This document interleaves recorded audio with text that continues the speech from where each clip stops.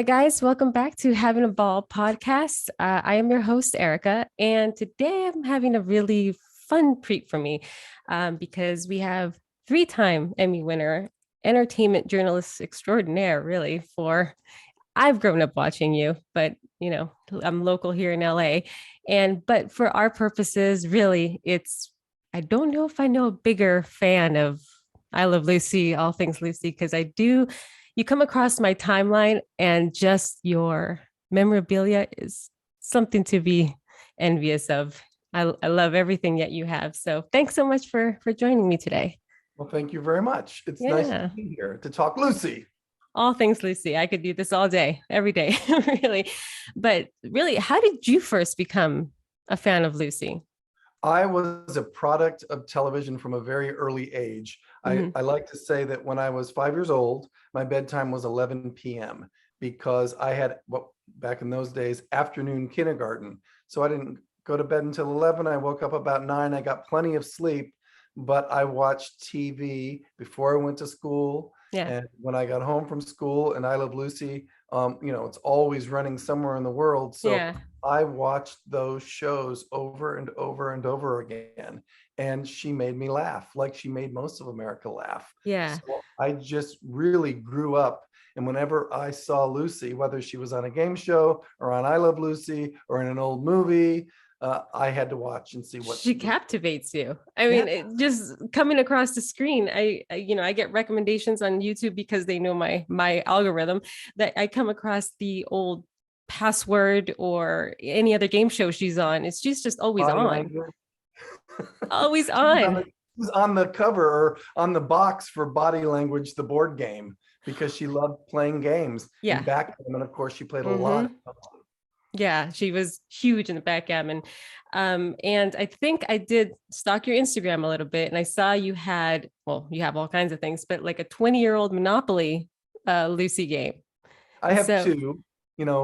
What happens is, when you're a Lucy fan, yeah, people give you gifts thinking, oh, we've got to get this for yeah, George. yeah. I And got then this all of a back sudden here. you get two of them or three of them. Yeah, But it's okay because sometimes you share the wealth with another Lucy fan. I love that. Yeah. And did watching her growing up and seeing how she conducted herself in interviews, and I mean, she's of course different than who Lucy Ricardo was. Oh, I yeah. mean, we'll get into being the Ricardos, and how they portrayed her there.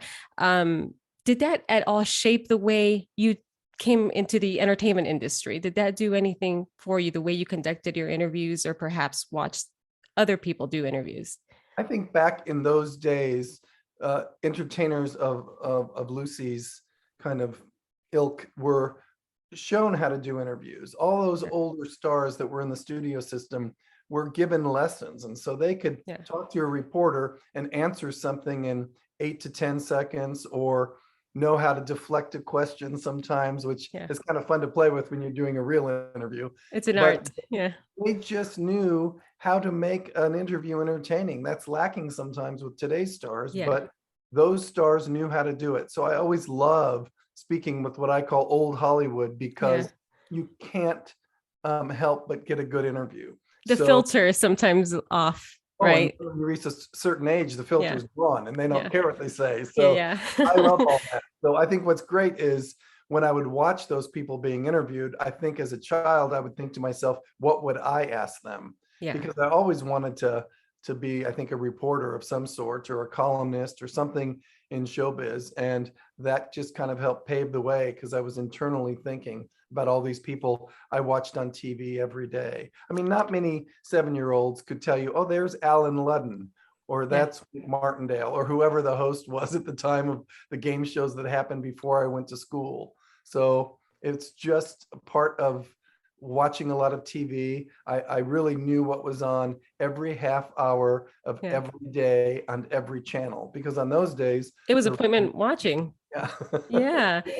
And I'm sure social media has perhaps changed the way you see celebrities now because they used to be so, hidden. We didn't know much about them. So really, that's probably why they're called stars because they would shine as soon as you see them. Now we have so much access to them that, the much older actor celebrities, aren't very comfortable with that perhaps, or don't, aren't used to that. So you kind of see the dynamic from the old Hollywood, like you said, and, the newer, younger generation. But some of those younger generation stars love those older stars. So I'm Mm-hmm. sometimes talking to somebody who might be in their 20s.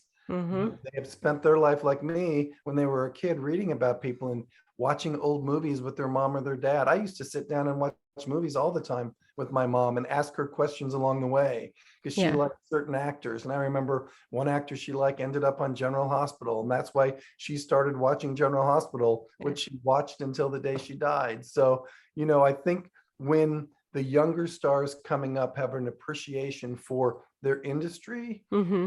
get it more. I was That's interesting you say that, because we just had the 70th anniversary and we did a whole special episode on that, and I brought on some page holders who have I Love Lucy pages on Instagram, Facebook, things like that.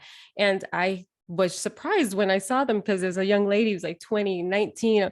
How did you come across? I mean, I'm, late 30s. I know how I came across Lucy. I'm wondering how you came across Lucy, and that you're still showing everyone your age that love, and it's everywhere. When it's good, I think. I will tell you that this is not something that just happened. I liked her as a kid. Yeah. I read, she was always in those magazines that my mother was bringing home, those movie magazines and all of that. So I was reading about that. And then at one point I was reading one of those magazines, maybe it was a Rona Barrett Hollywood or something. And there was an ad where you could join the We Still Love Lucy fan club. Where So you it would write in. $5, and I joined as a like probably 12, 11-year old, the Yeah. We Still Love Lucy fan club. And when I was going through things recently, I found one of the newsletters.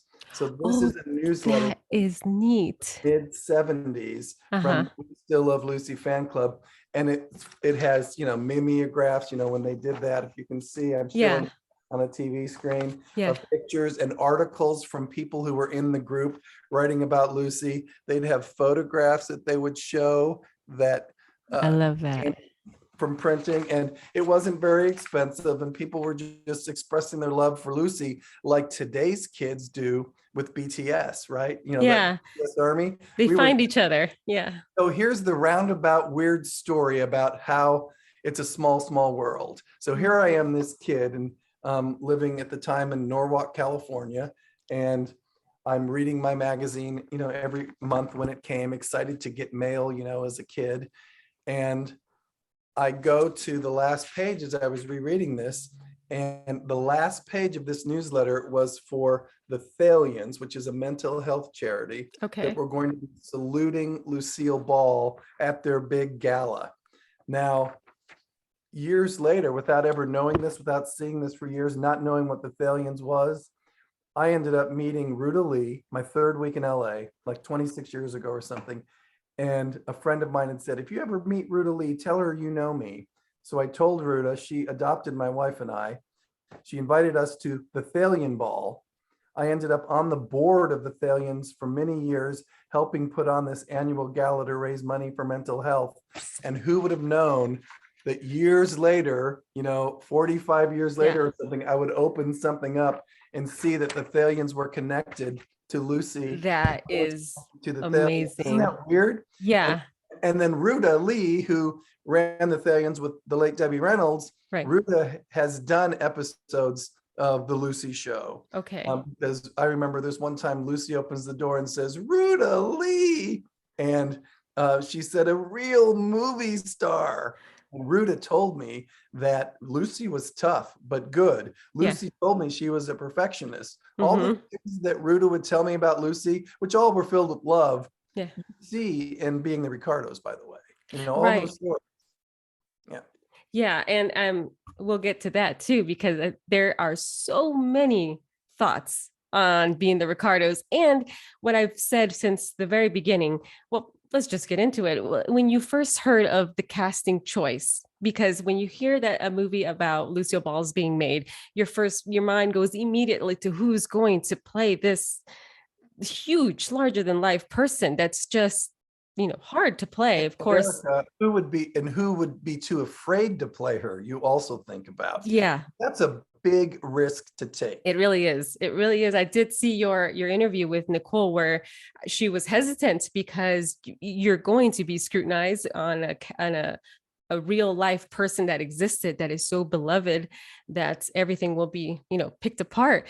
So I know that Cate Blanchett was first, assigned to the role. And when I first heard that, I was, excited because I'd seen her in The Aviator and do, Katharine Hepburn. And so I just thought, she'd bring kind of the same brassy, woman against men type of portrayal. But what did you think when you first heard it was Nicole Kidman?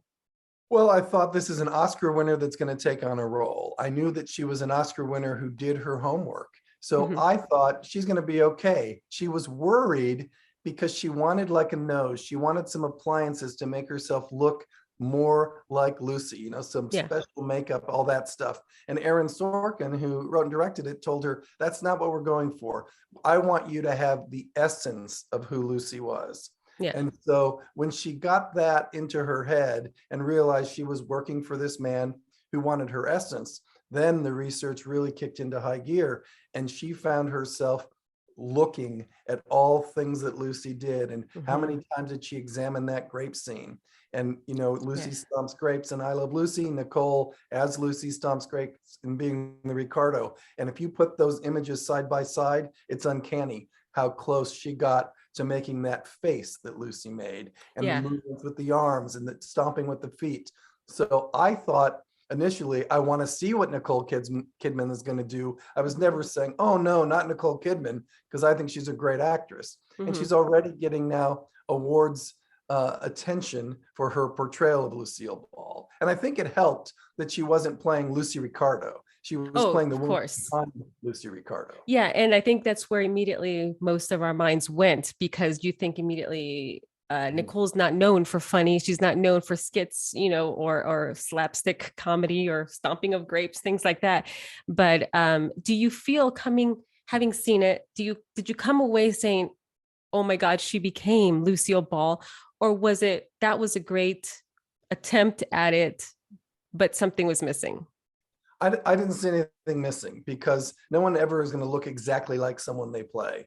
And we suspend our belief when we go into a theater and the lights go down and we start to watch. I thought she got the essence of Lucy down really well. And J.K. Simmons told me, who plays Fred Mertz, or William Frawley, he told me that they were like football players who studied the playbook.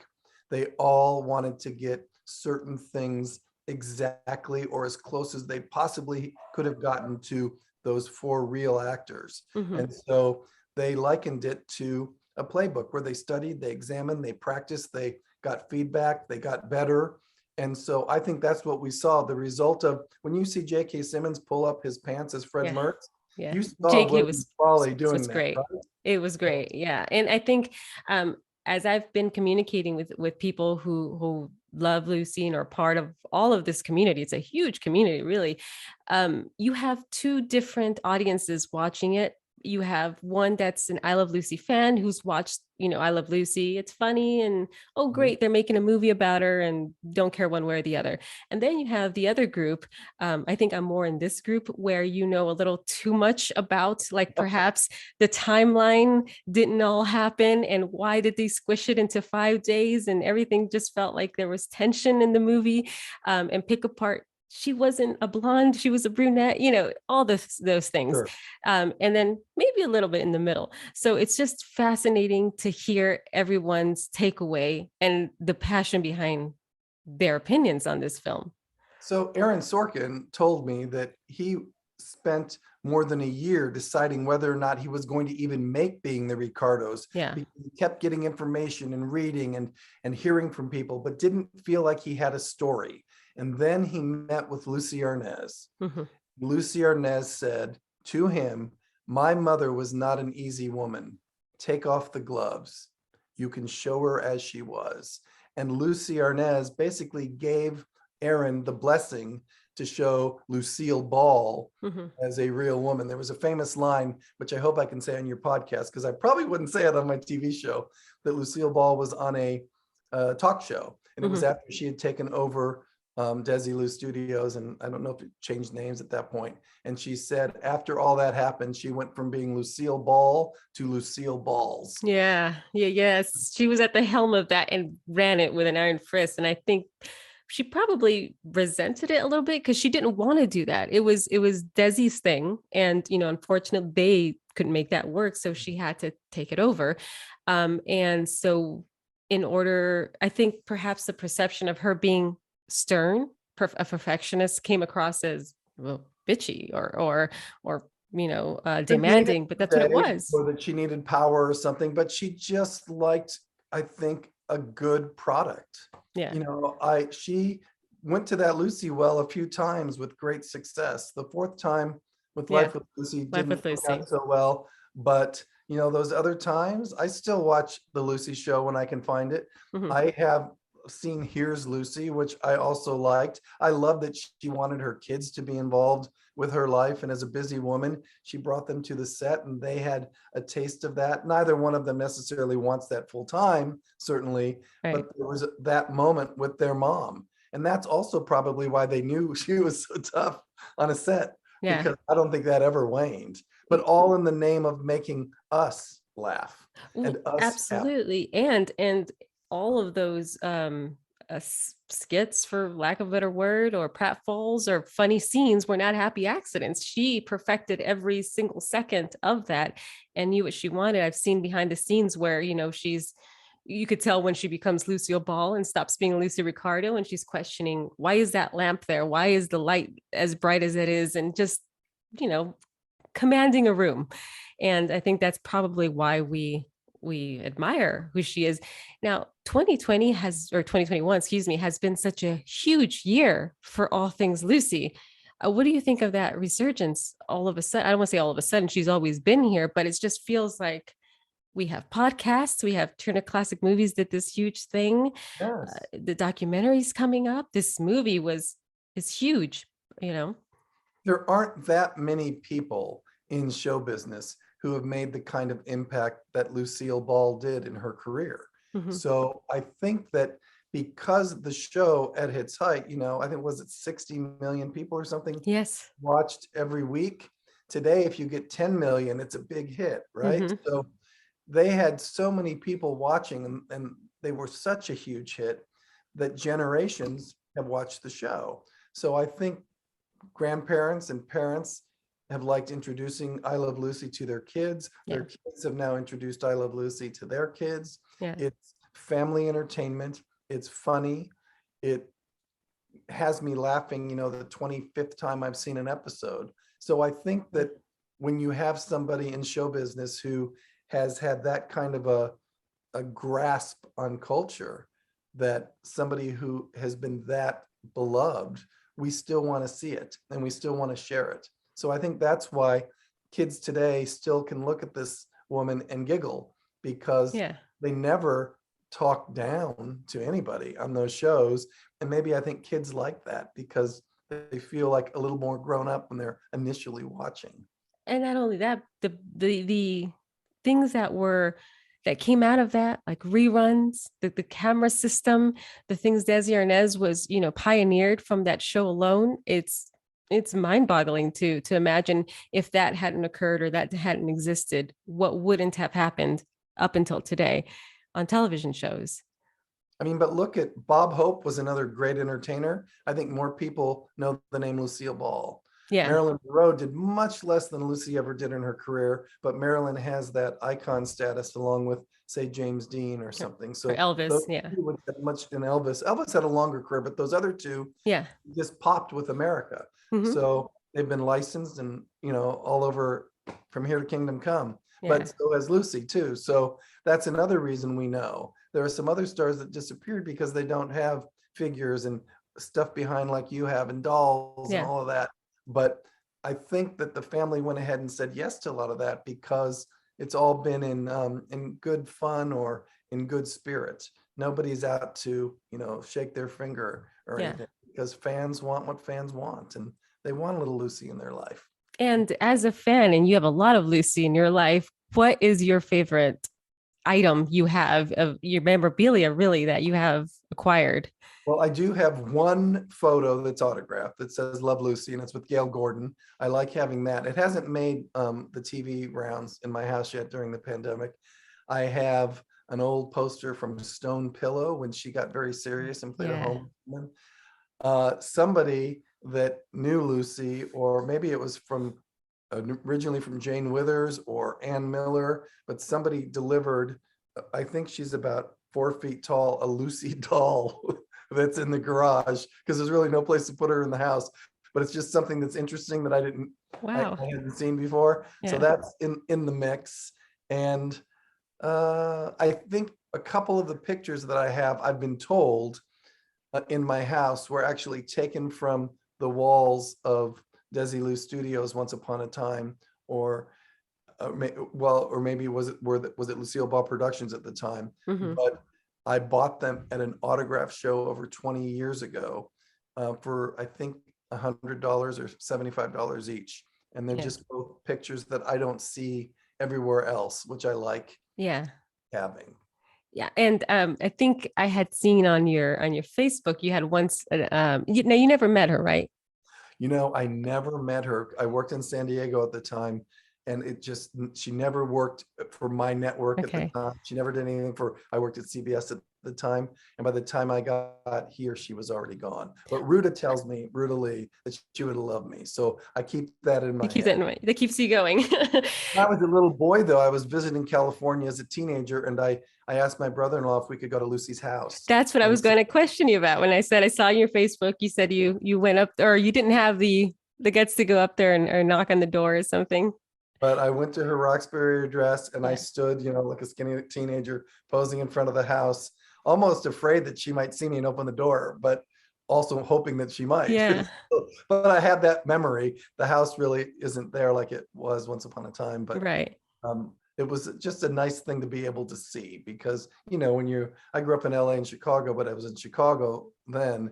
And so to come back and I wouldn't, to have somebody take me there was cool. So, when you think of seeing a movie star or a Yeah. celebrity, that would have been it. And that street was, Jimmy Stewart lived a couple doors down, and Yeah. there were a lot of famous people in that just little vicinity. So I could have gotten really lucky. That would have been, yeah, because from what I hear, that did happen a lot, especially with the tour buses and people and there was no like gates and just her doors right there. You could just and I think when I did speak to Keith Thibodeau, he told me that he was already married with kids, and they went through LA and he stopped and he said maybe she won't recognize me, or she knocked on the door and with, as you can imagine, with your big robes and glasses and big hair and just arms out. It sounds like you're visiting the Wizard of Oz. And she says she came out and just welcomed him in. I thought, well, that's amazing. I think Lucy must have eaten out a lot because I've heard from a friend of hers before that like she'd come over, we'll play games. She loved games. Yeah. And then she'd hand you a drink, but there was never cheese and crackers or grapes or snacks or anything. It was just, here's a drink, let's play. In an empty fridge. She couldn't be bothered making food. I'm here to entertain you. I hope you ate before you got here. Right, exactly. Yeah, but and what about Javier Bardem's portrayal of Desi? How did you feel about that? Well, I wanted to see what he would do with it because I think, again, here you have another Oscar caliber actor taking on a role, and it's a role he wanted to play for some time. And I know that he had to wait because Aaron Sorkin was trying other people. But as what often happens is like they look at Javier and they like him, but they're not quite ready. And then they go through 20 more people and then they realize we had him all the time. Yeah. And he was very serious about getting this right as well and he had somebody actually on Zoom teach him, that's the lessons they could do at the time because they made it during the pandemic, teaching him how to play the bongos so he would get that right for just a small part of the movie. So again, this commitment level from this cast was incredible. And in the end, I thought he captured the essence of Desi very well as well. I just think he's a really good actor. I think Aaron Sorkin has a knack for knowing how to like pick the right kind of chemistry. And those were 4 strong personalities. Oh, yes. It seems people strong as well. And they did show that, and with Vivian's opinions about her wardrobe, her weight, all of that. Later on, I think there was an interview with Viv and Lucy where they kind of dispelled that rumor about a contract and to stay heftier than Lucy because only one glamour girl on the show. And they said no, that was all just rumor. But I think what this movie did was show all four of their strong personalities. And if you know nothing about Lucy, let's say you're a stranger to the show and you came watch this movie, I'm not sure if you come away recognizing that these are people going through a tense time, or did they come away thinking, wow, how did they make this show successful if everybody was so on edge all the time? And I think that one of the complaints was having all the storylines at once, all three of those. And so, of course, everybody was on edge. How did you feel about all the timelines being together and everyone's personality kind of being on fire through the movie? Right. Well, I think that it's a movie. So like all movies that are based on true stories, nothing is exact. It just can't be, otherwise that movie would have been 4 hours long. And it was already, the right length, I think. So the timelines weren't exactly accurate. That is true, but it also helped build some of the drama. And overall, this situation with Lucy and Desi's marriage was always an issue for years. Yes. So the fact that it was taking place in that week, it could have been taking place probably in almost every other week. That's true. Of the show, because soon after I Love Lucy was over, their marriage was over as well. Mm-hmm. And Aaron Sorkin said that the one thing Lucille Ball really wanted more than anything else was just a home. Yes, and she does mention that quite a bit when I see her interviews. It's almost like an opening line that she has and speaks, and she was always very protective of Desi, even years. I mean, Gary would be sitting right next to her during a Barbara Walters special, and she was very protective of the image that Desi had. So it was a shame that it wasn't the great love story that we all, hoped it would be because of those same, infidelity rumors and things like that. But they did leave behind. Yeah, that's true. That's true. Allegedly, Desi Arnaz sent Lucy red and white carnations on what would have been their anniversary, even after their divorce. Yes. I think Lucy was very helpful to him in his later years when he didn't have the money that she did. So there was still a love between those two. It was just not a love that could stay in a marriage together. In a marriage, yes. Yeah. Yeah. And I think they did, like you said, show all of that, the ugly sides of, behind the scenes, really. Aaron Sorkin felt like Lucy always wanted that home, and she had beautiful houses. Yes. But he felt her home was that set. Yes. So that little small set in that living room area became her home. So she kind of made what she envisioned for her life, even if it was pretend. Yeah, you got it. And here's a home story for you as well. I knew Jane Withers. Do you remember the actress Jane Withers? Yes. Who used to be in Shirley Temple movies as the brat. And in my day, she was Josephine the plumber for a kitchen cleanser. But once upon a time, Jane Withers bought Lucille Ball's home in Chatsworth. Okay. And the home, believe it or not, was on Ethel Avenue. And so Jane was living there for a few months, and she was in the kitchen and she heard something like, what's going on? And she went out into the living room, and there was Lucille Ball. She decided she wanted to see what the house looked like now that she wasn't living there, and she had kept a key. So she just made her way back inside. House. And Jane was happy to see her, but Lucy, I think, still wanted a little control of that house, even though she didn't own it anymore. She's probably like, I don't like what you did with this wall. You may want to fix that table there, but which is also like a Lucy episode where she took back her furniture. Do you have a favorite I Love Lucy episode?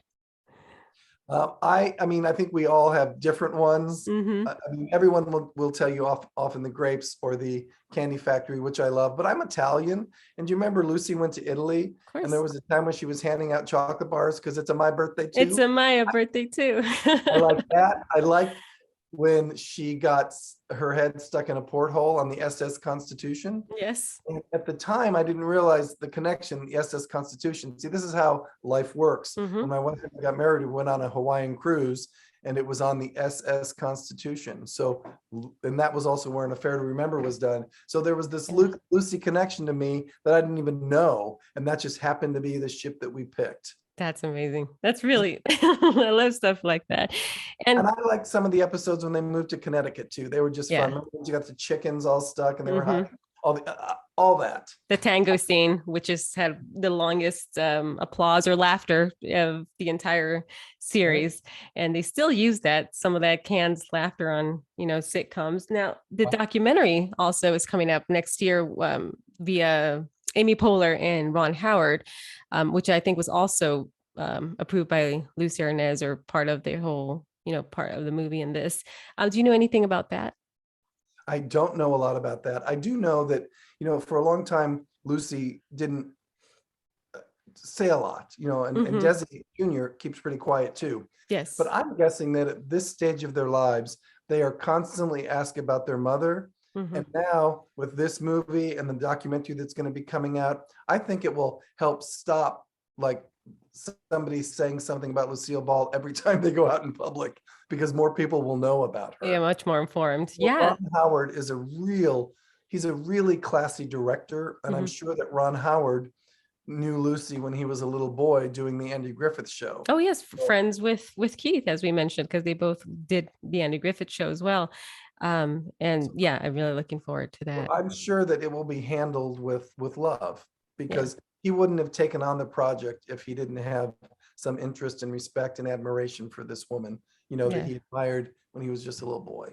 That's really, that's going to be fascinating, because I think there was a lot of footage that was perhaps given by the Yarnez family to them, and I think there's probably some stuff we haven't seen. So I love coming across Lucy images and videos that I haven't seen, because you know, they've been hidden or just not, you know, seen lately. But I do Yeah. love that.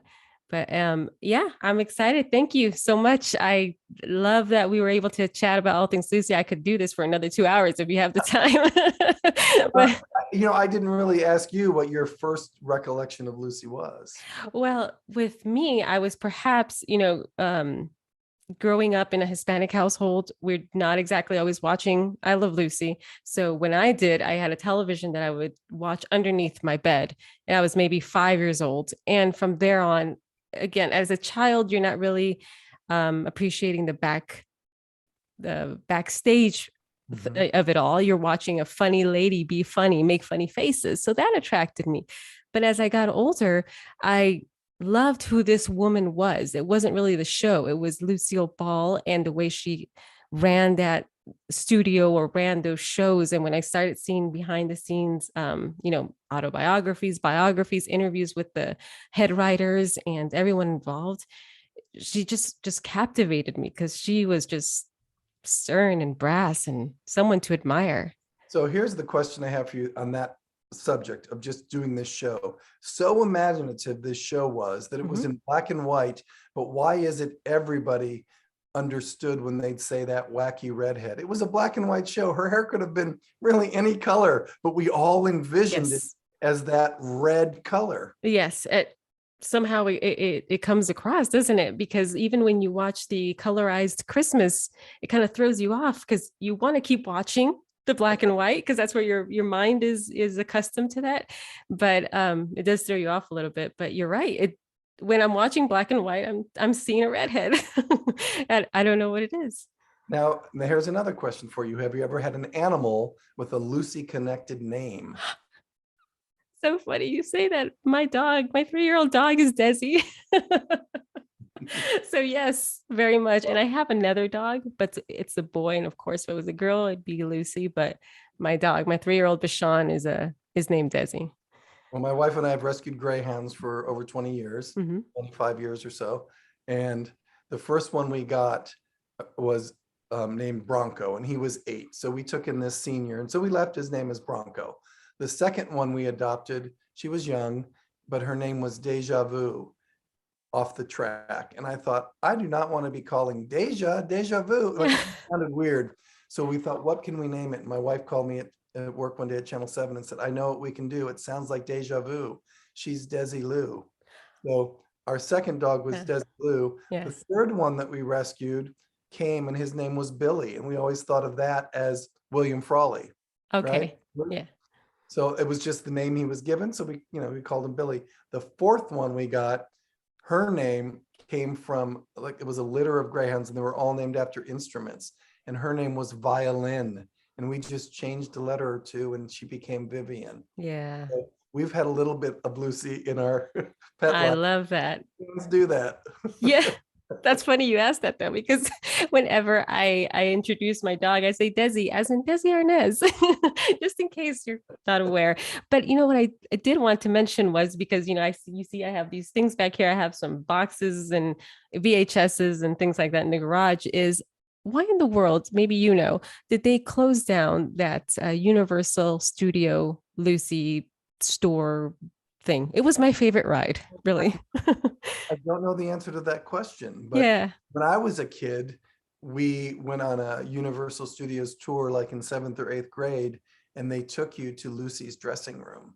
That was on the tour. Yeah, So they did have kind of the Universal lot. They would have the bungalow with That was the Lucy. Yeah, Lucy's do name they on still it. do that? I don't think so. Well, I don't know. I think the last time I went was 10 years, maybe perhaps, but I just know that the store, the kind of, Mhm. display museum type thing is gone because I did buy a few things there and I wondered what happened to it. Maybe everything went to Jamestown.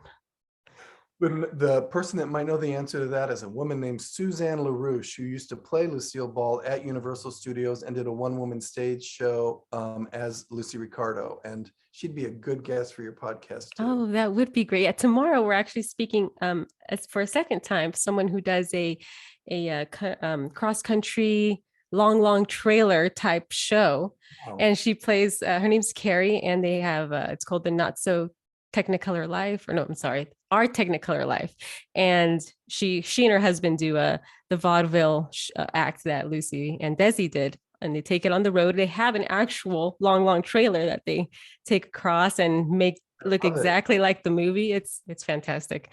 But it's fascinating when these people are impersonators and make a living that way, because it's Lucy. You don't see it very much about, like you said, with other actors and other celebrities.